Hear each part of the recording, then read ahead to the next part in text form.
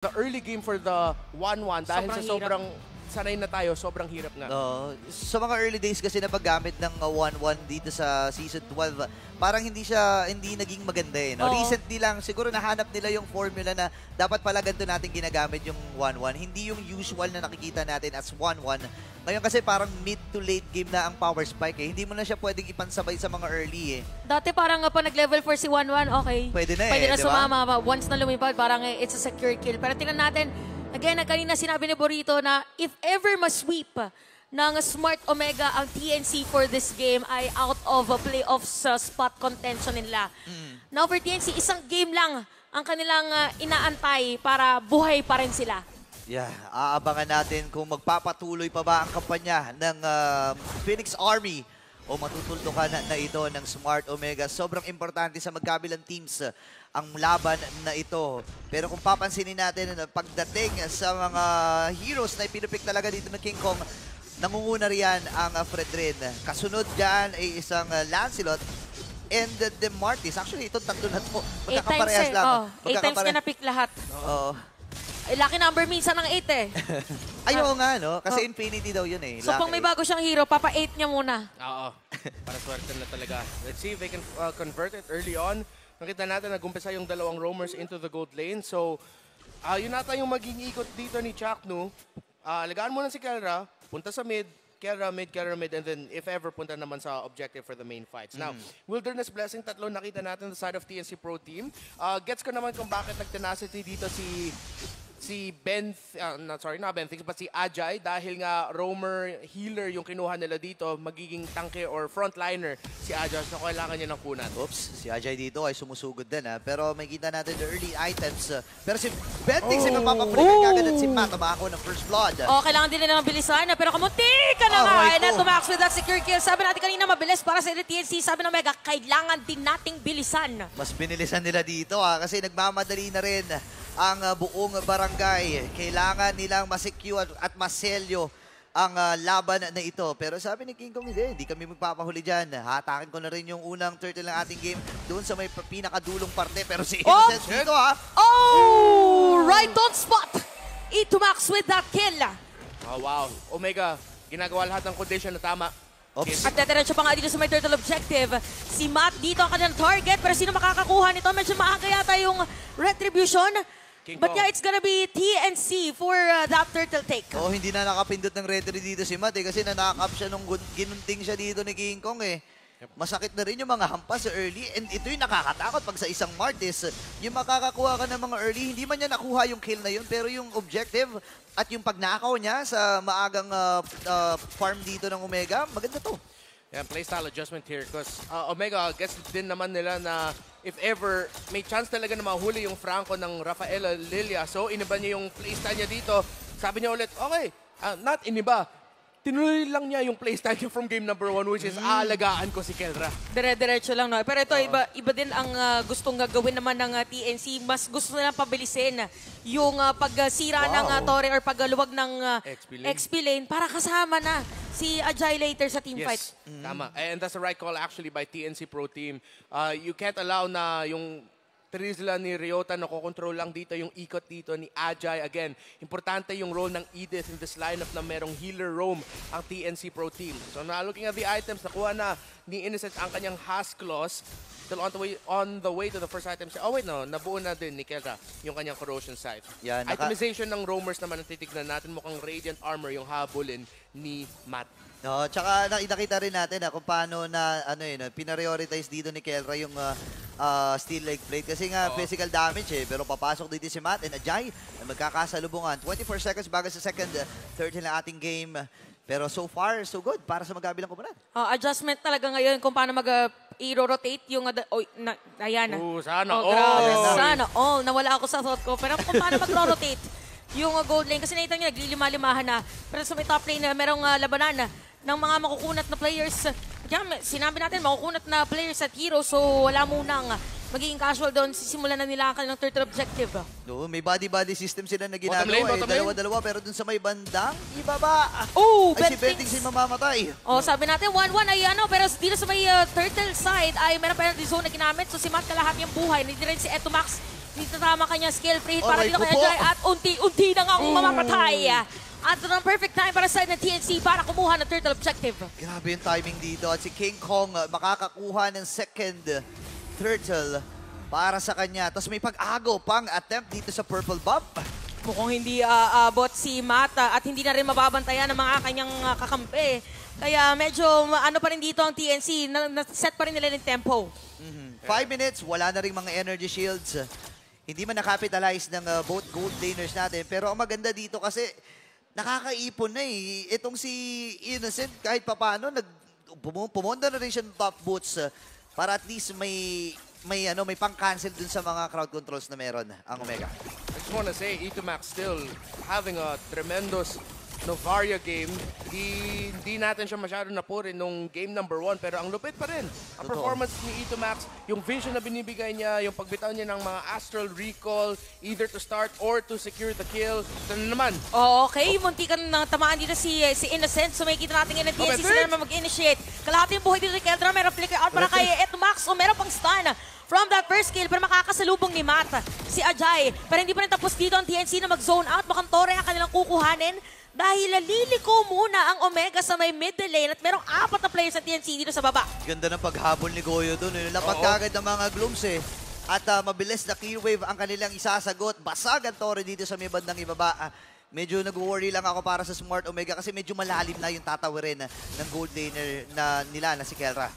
Yeah, good call here by TNC actually. Yung ginawa nila na first, they made sure na si Ajay, panalo na sa lane, makakaikot na siya. Because again, third option condition siya. That's the thing about the Edith. Madalas siya yung third option main condition ng team nyo. So, check. Eventually, na-compensate nila yung early game dito nila Chakno and Keller in the gold lane where they had a very good early game. Pero sabi naman ng TNC, okay, makakabawi kami. Hindi nyo mababasag yung torre namin. Kami ang una makakabasag ng torre nyo. So now going into the 7th minute, may konting lamang ang TNC Pro Team. At tignan mo, si Ben Things, meron na siyang Blast of the Oasis ni rush niya. That's a good item rush by Ben Things. Yeah, napakaganda ng prioritization ng item dito ng TNC, especially Bentengs. Pero dito, Okay. kaya lang mapapa-purify eh. Merong Purify na pagandang Astral Echo pero may maganda din na penalty zone pero si King Kong pa rin makakakuha ng pugong. Ryota wala ng buhay, saktong decimate para kay King Kong at mukhang may bawi na naman nakalipad. Bentings Gravita na unti-unti na nga magkakaroon dito ng damage pero ito strolling in the park si Kuya Innocent. Kendra mapipilitan na lumayo doon.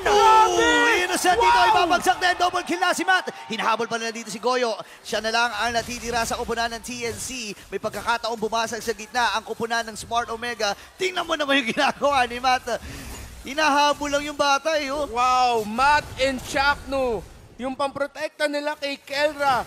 First, number 1, yung pang kagat ni Chakno kay Aja, hindi siya nakapaggamit ng Primal Wrath niya. Number 2, nung sobrang lapit na nila Innocent, nila King Kong, munti ka na mahuli dun si Kelra, nakapag-hook pa sa mukha si Chakno, nahinto yun, nakastun, nakadash, nakatalon si Kelra back to safety. And of course, nakita din naman natin nakatulong si Matt with his crowd control abilities. Again, tinutuloy ng Omega yung idea nila, protektahan lang talaga si Kelra, set Kelra up for success. Yeah. At dahil dyan, meron na namang umuusbong na connection para sa Smart Omega at yan ang Matchak connection. Ano yan? Matt Chak? Matchak. Matchak, okay. Medyo... Nisip ko Matnu eh.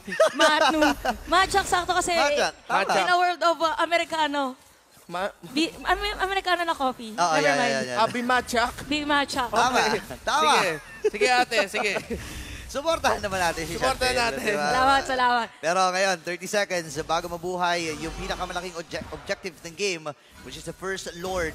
Nakaabang na rin dito ang kupunan ng TNC. Actually, ang ganda ng ginagawa ni King Kong and pinriority na rin niya yung kanyang blade armor para lang ma-deflect at maibalik kay Kelra yung mga damage na mabibigay niya. Hindi lang kay Kelra eh, kundi sa ilan sa mga physical damage heroes dito ng Smart Omega. Ngayon, uy.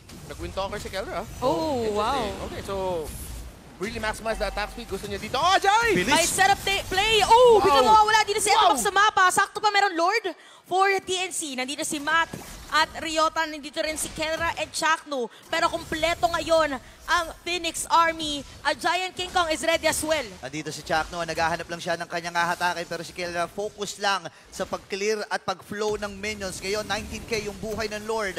Sasabay nga ba sila? Hindi available yung flicker dito ni Ajay. So walang surprise. Okay, si Goyo ang target nila. At Goyo makamatay sa kamay dito ni Kelra. Kaya naman dun nakaabang. Pero may kita natin yung Ryota. Gagamitin na ng kanyang flicker para makalayo. At yung Lord hindi pa rin nare-reset. 8k, 6k.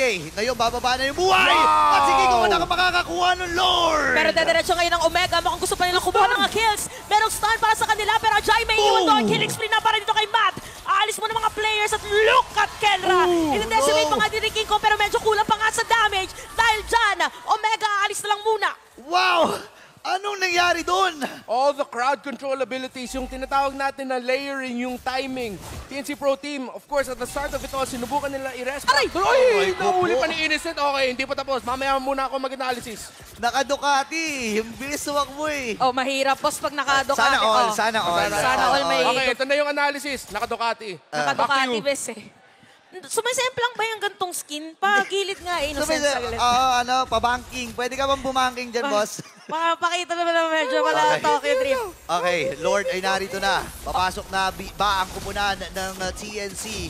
Ngayon, dedepensang pilit dito ang Smart Omega. Bumaba na rin yung gold lead. Mabilis nilang babasagin pero si Etomax ay tumatawid. RJ dito ay nagpo-floating lamang dun sa may bandang gitna. And TNC, nag-attempt sila na bumasag doon pero maganda pa rin para sa kanilang kupunan. Ganda ng ginawa ni Ajay para masira agad yung mid. And TNC Pro Team, kailangan lang talaga nila mag-ingat doon sa 1-1. And so far, nakita naman natin yung tamang galaw. Kahit wala silang tinatawag natin na hard catch para sa 1-1 na ito, meron naman silang healing, sustainability. They have multiple options. May pang-reset, pang-heal din naman si Goyo. So, the sustainability, they can live through it. Kailangan lang talaga nila matimingan na maayos yung number 1, yung paggamit ni Bentix na kanyang holy healing para ma-supplement yung pangtakas ng TNC if ever. Uy, tikang pa si Bentings doon sa Iron Hawk. Pero may kita nila si Goyo. Kaya lang ang problema, unti-unti na rin sumasakit. No? Hindi lang napapansin. Pero pag tumatama na kay Chaknu, ramdam na nararamdaman na eh. So ngayon, ang Smart Omega, alam na nila ang gagawin. Sino ang ating tatargetin? Unahin natin si Innocent. Pero dito sa may bandang itaas, si Kelra ay sasalubong na rin. King Kong at Ajay magkasama. Actually, 5 sila doon sa may bandang itaas. Hindi na nila pinapansin yung ibang mga lanes. Mga ready for motorcade.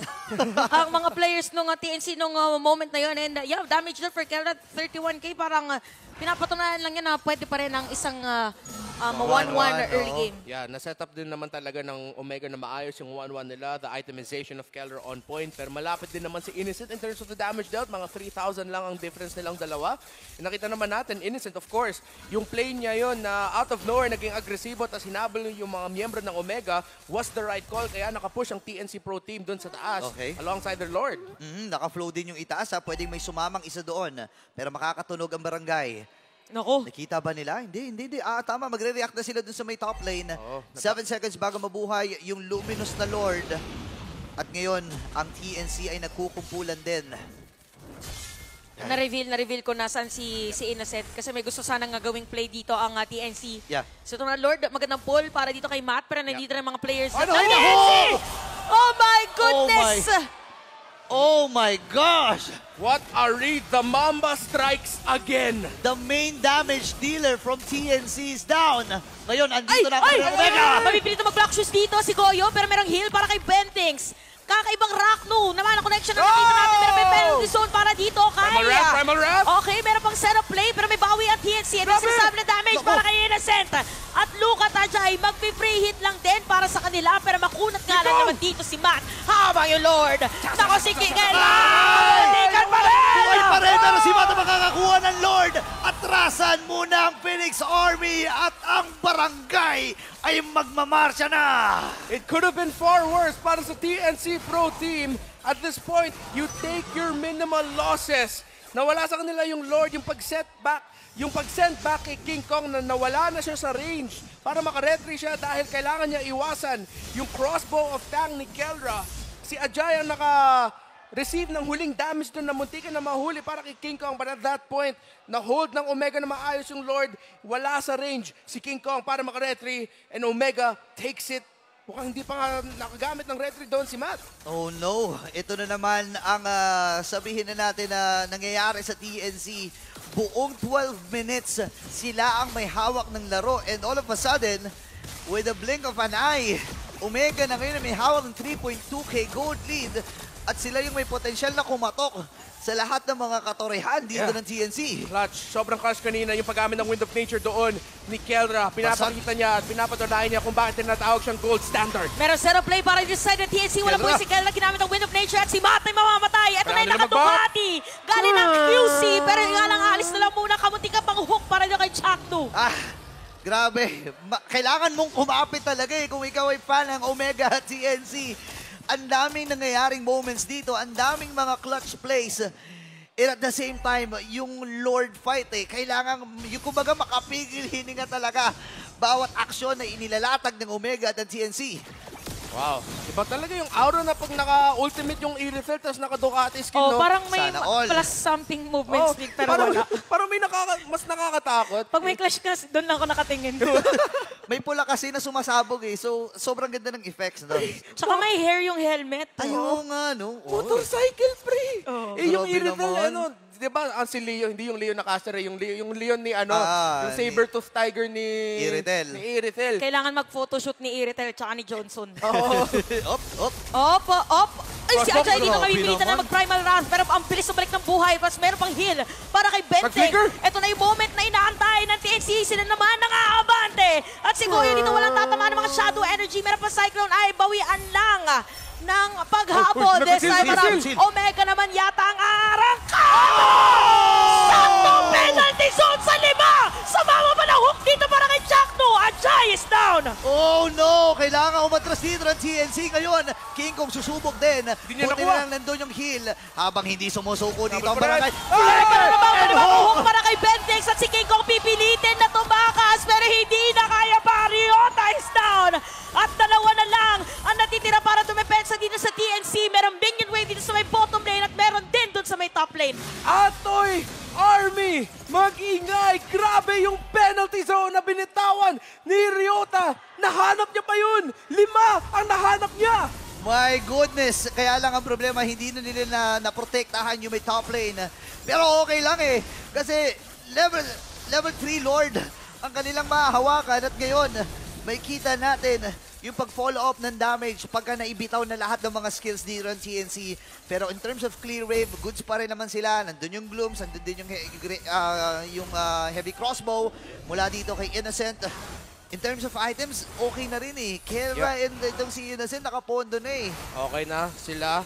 One more damage item para kay Goyo. Hinahabol nila. One more defensive item o kang immortality. Hinabol pa rin dito ni King Kong. Ngayon, damage dealt. Obviously, Kelra at Etomax ang nangunguna rito. And sa ngayon, TNC, may kita natin, kaya pa Kaya pa nilang dumipensa. Isang magandang crucial na na set up lang mula dito sa TNC. Kamuti ka na naman may mahawk. Sabi kailangan mag-clear na minion wave. Pero merong ket ang TNC dahil meron silang Lelia para dito sa laban na to at mabilis lang nilang madedepensahan yung Lord sa may bottom lane. Bibigay ba ang top lane? Madedepensahan rin. At ang Phoenix Army ay buhay pa rin. Pero may middle lane minion wave para dito sa Omega. May mga threats pa rin na talon dito Ryota, available yung, magiging available na yung kanyang flicker pero yung nakakatakas lang. Pero ang sakit ng Astral Meteor na yon. Tumatama sa 5 members ng TNC. Yun yung downside kapag nagkukumpulan kayo. Kapag tumama yung Astral Recall, lahat kayo tatamaan din. Dapat pag late game, ang pangalan ng Astral Recall, Asteroid. Asteroid na Damage. Narinig ako sa mga ibang bansa, tinatawag nila minsan dun sa skill ni Novaria ay Star Shatter. Star Shatter. Angas Star Shatter. Pero ayan yung Chuck Hook. Okay, hindi tumama. Pero doon yung flicker. Meron setup play pero gagawin niya second skill dito ni Kelra. Babalik lang sidestep to the left, to the right. Pero may kita natin Betnix dito. Mawawala ng buhay. Ginamit ang atin ng Winter Tranchon. Ryota dito. Maghahampas ng maso habang si Ajay medyo liliko na rin. At madedepensahan pa rin ng TNC yung kanilang mid lane inhibitor turret. Grabe. Great call. Great call para sa TNC Pro Team para i-force nila yon. Napauwi yung mga miyembro ng Omega, napa-atras sila. And instead of just standing around waiting for a moment, sinabi nila, hindi, kailangan natin subukan gumawa ng play and that was the right call. Wala man sila nahuli doon, pero napauwi nila ang Omega. Actually, ang ganda ng attempt ng TNC doon eh. Lumapit and pinilit lang yung needles in flowers ni Kelra. Nung na-pop yun, wala na siyang pang purify eh. So, yun sana yung gold save na ng TNC. Pero nakaramdam eh, na pinindot kagad yung Inspire para makatakbo at makalayo itong si Kelra. And sabi nila, sige, antayin na lang natin. 25 seconds, mabubuhay na yung Lord. May conceal. Nag-flicker si Chakno. Okay. Kailangan kalmado lang dito yung both mga kabarangay at Phoenix Army. Win probability 69% versus 31%. Ang taas na nito ha. And actually, para sa TNC, medyo papaborito kasi 120 seconds yung buhay nung cooldown ng flicker. So, ngayon, walang magagamit na flicker para sa Smart Omega, itong si Chaknu. Pero na lang kung iba-buy time nila or burn nila yung oras dito. Kasi dito magaling itong dalawang teams pagdating sa hatakan at patagalan. Sumayaw sa Lord. Kung caster sila, magaling din sila mag-stretch. Stretch! Na mga talking points. Tama. Okay, so ngayon, ang TNC, kailangan nilang ilaban itong Lord na ito. If ever man na makuha nila another window para sa kanila or panibagong buhay para sa kanilang kupunan, all or nothing na to eh. All or nothing na talaga. May kita natin ngayon na 29k na lang ang buhay ng Lord. Si Etomax na doon sa top lane, nag-clear na minion wave habang ang TNC ay kumpleto. Si Ajay nakatago din sa may bush. Walang tatawaan, ginamit pa nga flicker pero si Mata target nila, merong hook. Matamaan dito si King Kong sa lahat pa naman nang makakagat si King Kong pa. Ajay mamamatay na rin. Lumipad na dito at meron pang flicker din para dito kay Rio. Tawawala na immortality. Kaya na print na para sa kanya. Ngayon si Goyo naman na magiging puntiran nila. Crossbow Tam ay nagamit na kanina pa pero si Bentix ay inahabol dito ng barangay. May pagtipi na nga sila. At nakikita na natin ngayon na unti-unti na nga pipilitin ng Omega na tapusin ang laban. Si Bentix na lang ang nandito para dumepensa. At para sa laban na to, meron na naman panibagong hook. It's gonna be a wipeout. At mag-ingay, barangay, dahil base lock na ang Smart Omega dito sa ating laban with a sweep para sa seryeng ito. That winning moment is brought to you by our official sponsor,